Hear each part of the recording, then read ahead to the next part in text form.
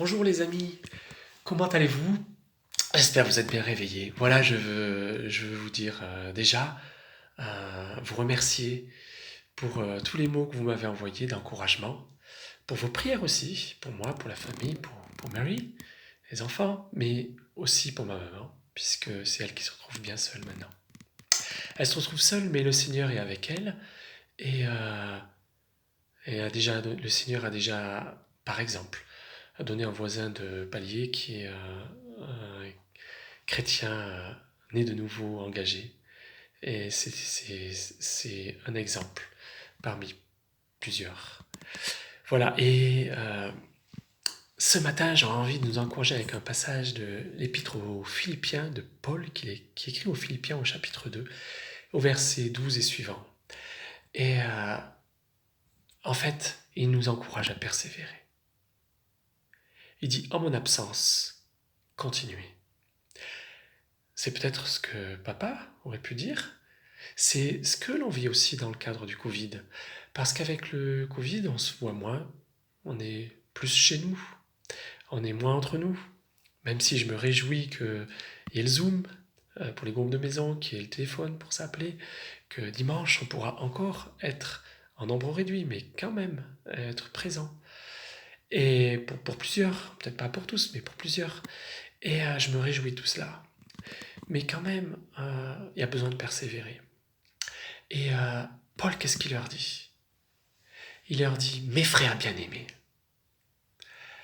comme vous avez toujours obéi à la parole de Dieu, non seulement en ma présence, mais d'autant plus maintenant en mon absence.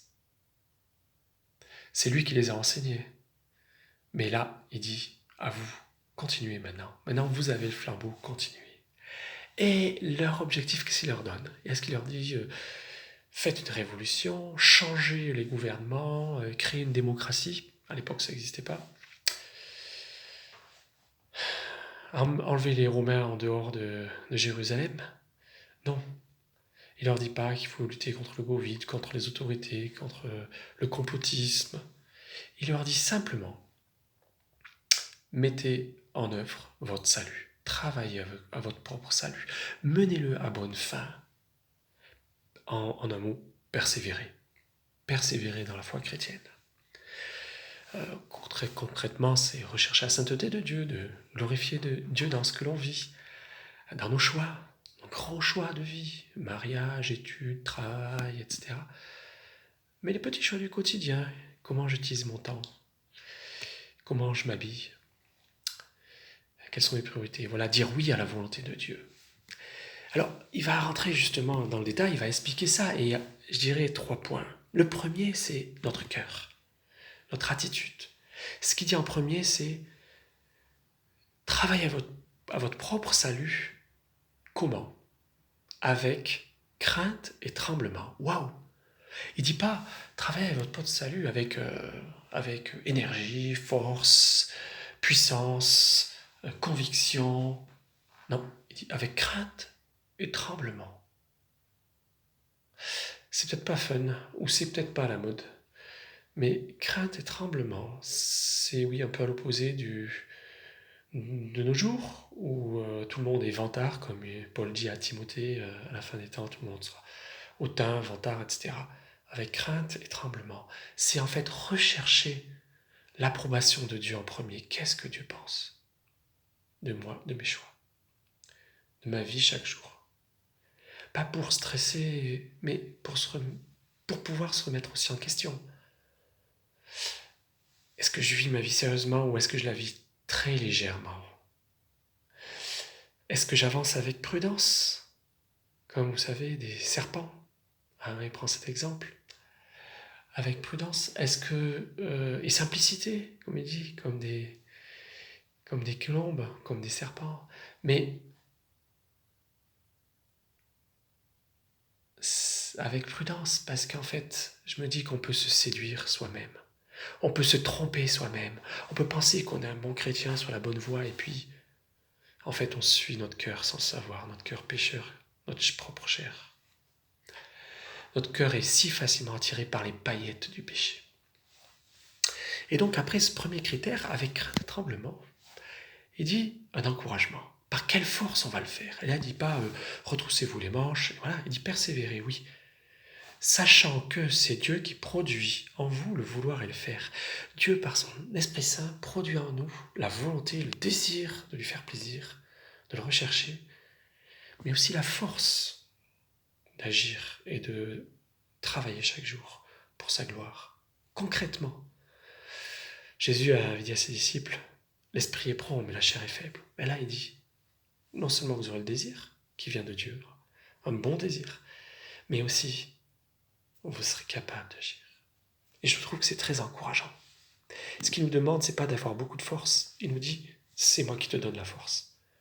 De vouloir et de faire. Toi, avance avec crainte et tremblement. Et persévère. Et alors, une fois qu'il y a ça, pour faire quoi concrètement? Concrètement, c'est faites tout. Tout.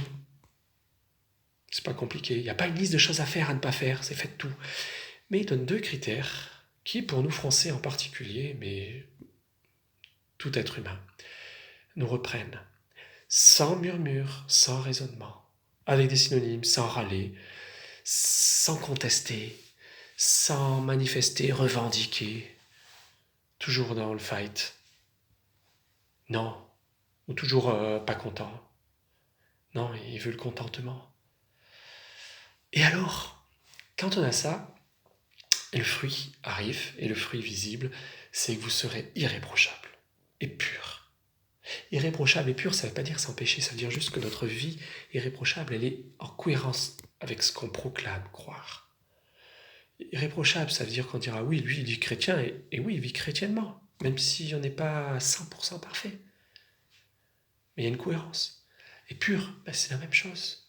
Par rapport au péché, par rapport à ce que le cœur humain se vautre dans le péché et aime ça, on va parfois pécher. Mais c'est pas notre vie. Et c'est pas notre façon de voir la vie.